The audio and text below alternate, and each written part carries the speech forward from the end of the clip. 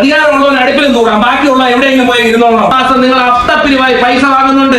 ഇറക്കിയാണ് നോക്കിയത്, ടയർ വെളിയിലോട്ട് തള്ളി നിൽക്കുന്നതാണ്. വെച്ചതിന് ശേഷം അതിന് ടയറില്ല, അതിന് ട്യൂബില്ല, വാൾ ട്യൂബില്ല നിങ്ങൾ പറയരുത്. എനിക്ക് ചോദിക്കാനുള്ളത് രണ്ട് വിഭാഗം ആൾക്കാരെടുത്താണ്. ഒന്ന് വാഹന ഉടമകളെടുത്തും, രണ്ട് MVDയോടുമാണ് എന്റെ ചോദ്യം.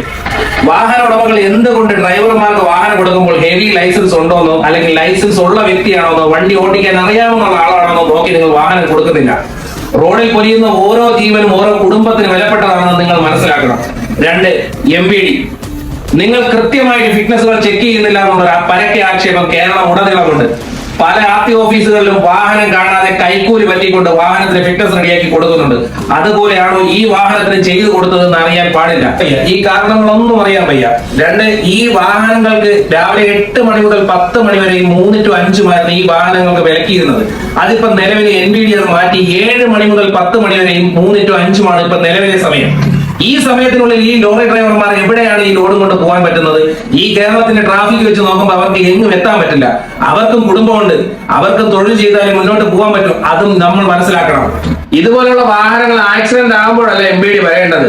കൃത്യമായിട്ട് നിങ്ങൾ ഓരോ ദിവസവും റോഡിലിറങ്ങി ഈ വാഹനങ്ങളുടെ ഫിറ്റ്നസുകൾ നിങ്ങൾ കൃത്യമായിട്ട് പരിശോധിക്കണം. അല്ലാതെ ഒരു വണ്ടി ഇടിച്ചതിന് ശേഷം അതിന് ടയറില്ല, അതിന് ട്യൂബില്ല, വാൾ ട്യൂബില്ല നിങ്ങൾ പറയരുത്.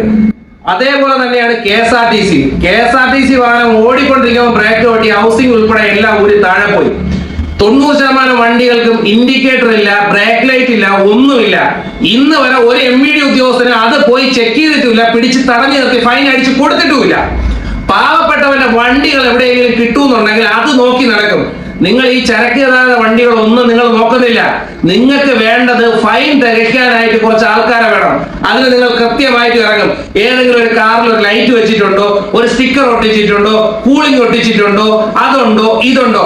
നിങ്ങളുടെ എത്രയോ ഉദ്യോഗസ്ഥന്മാരെ തൂക്കുകെട്ട ഇങ്ങനെ അങ്ങോട്ട് ഇറക്കി ടയർ വെളിയിലോട്ട് തള്ളി നിൽക്കണം നോക്കിയിട്ടുണ്ട്.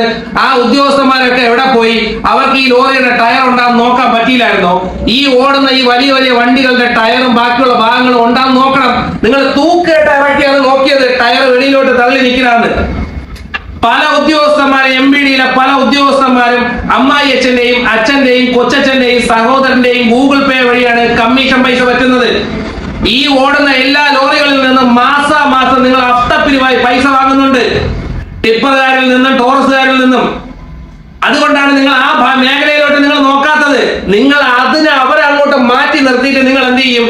നേരെ ചെറു വണ്ടികളിലോട്ട് വരും. അവിടെ നിങ്ങൾ പിടിച്ച് ഫൈൻ ഇടാൻ നോക്കും. അപ്പൊ ഫൈൻ ഇടാൻ നോക്കുമ്പോ ഇതിനകത്ത് അപകടങ്ങൾ നടക്കും. ഒരു അപകടവും നടക്കാൻ പാടില്ലാത്തതാണ്. ഏതെങ്കിലും ഒരുത്തൻ കൊണ്ട് നടക്കുന്ന, നല്ല സൂക്ഷിച്ചു കൊണ്ട് നടക്കുന്ന ഏതെങ്കിലും ഒരു കാർ ഇതിനൊക്കെ അപകടത്തിൽപ്പെട്ടതായിട്ട് കാണിച്ചു തരാൻ പറ്റൂ? മോഡിഫൈ ചെയ്ത വാഹനങ്ങൾ മാത്രം പിടിച്ചാൽ പോയ സാറേ, നിങ്ങൾ എല്ലാം നോക്കണം. മോഡിഫൈ ചെയ്ത വാഹനങ്ങൾ അവന്മാർ കൃത്യമായിട്ടാണ് റോഡിൽ കൂടി കൊണ്ടു നടക്കുന്നത്. പൊന്നെ പോലെയാണ് അവന്മാർ കൊണ്ടു നടക്കുന്നത്.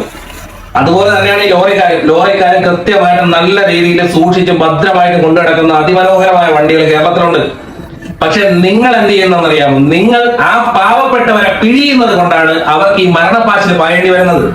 നിങ്ങൾ അവരെ ഓവർലോഡ് എന്ന് പറഞ്ഞ് ടെന്നേജ് കൂടുതലെന്ന് പറഞ്ഞ് ഇതെല്ലാം പറഞ്ഞ് സമയം തെറ്റിയെന്ന് പറഞ്ഞ് ഓടുമ്പോഴെല്ലാം നിങ്ങൾ ഫൈൻ അടിക്കുമെന്ന് പേടിച്ച് അവർ നിങ്ങൾക്ക് കൈക്കൂലി തരുന്നുണ്ട്. അത് നിങ്ങൾ വാങ്ങുന്നുമുണ്ട്. അതുകൊണ്ടാണ് നിങ്ങൾ ആ മേഖലയിലോട്ട് നോക്കാത്തത്. മറിച്ച് നിങ്ങൾ ഇപ്പുറത്തോട്ട് വരും. നിങ്ങളുടെ കോളം തികയ്ക്കാനായിട്ട്, മാസവരി തികയ്ക്കാനായിട്ട് നിങ്ങൾ സാധാരണക്കാരെ പിടിച്ച് നിങ്ങൾക്ക് ഫൈൻ അടയ്ക്കും. നിങ്ങളെ കൺമുന്നിലൂടെ എത്രയോ മന്ത്രി വാഹനങ്ങൾ, MLA വാഹനങ്ങൾ പോകുന്നുണ്ട്. എല്ലാത്തിനും എല്ലാ നിയമവും ലംഘിച്ചുകൊണ്ടാണ് പോകുന്നത്. നിങ്ങൾ 6, 7, 8 റൂട്ട്സിന്റെ ഹോണും ലൈറ്റും കർട്ടൻ ഉൾപ്പെടെ വെച്ചുകൊണ്ട് പോയാൽ നിങ്ങൾ ഇന്ന് വരെയെങ്കിലും ഏതെങ്കിലും ഒരു മന്ത്രിയോ ഒരു MLA പിടിച്ച് നിങ്ങൾ ഫൈൻ ഈടാക്കിയിട്ടുണ്ടോ? ഈ RTOയുടെ റൂളിൽ എവിടെയെങ്കിലും പറയുന്നുണ്ടോ മന്ത്രിക്ക് 120 കിലോമീറ്റർ സ്പീഡിൽ പോകാമെന്നുള്ളത്? നിങ്ങൾ സാധാരണക്കാരെ ഒരു 60 കിലോമീറ്റർ 80 കിലോമീറ്റർ സ്പീഡിൽ പോയി കഴിഞ്ഞാൽ കാട്ടിന്റെ ഇടയിൽ ഇങ്ങനെ പതുങ്ങി ക്യാമറ വെച്ചോണ്ട് നിങ്ങൾ വീഡിയോ എടുക്കില്ല. നിങ്ങൾ എന്താ മന്ത്രി വാഹനം പോകുമ്പോൾ എടുക്കാത്തത്? അപ്പൊ നിങ്ങൾക്ക് അവിടെ നട്ടലിന് ഉറപ്പില്ലാത്തത് കൊണ്ടാണ്. നിങ്ങൾ പാവപ്പെട്ടവന്റെ മേളിൽ കുതിര കയറാനായിട്ട് വരും. കൈക്കൂലി മേടിക്കുന്ന ഇഷ്ടം പോലെ RTO ഓഫീസർമാരുണ്ട്. ഞാൻ വേണമെന്നുണ്ടെങ്കിൽ തെളിവ് തരാം. പല വണ്ടികളും പിടിച്ച് ഫൈൻ അടിച്ചതിന്റെ തെളിവ് തരാം. ലോറിക്കാരുടേത്. ഈ ലോറിക്കാർ അവർ തീവ്രവാദികളൊന്നുമല്ല, അവരുടെ ജീവിതത്തിന് വേണ്ടിയിട്ടാണ് അവർ ഓടുന്നത്.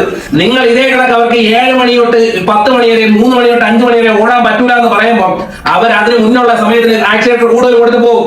അപ്പൊ ആക്സിഡന്റുകൾ സംഭവിക്കും. നിയമം എല്ലാവർക്കും ഒരുപോലെയാണെന്ന് പറയണം.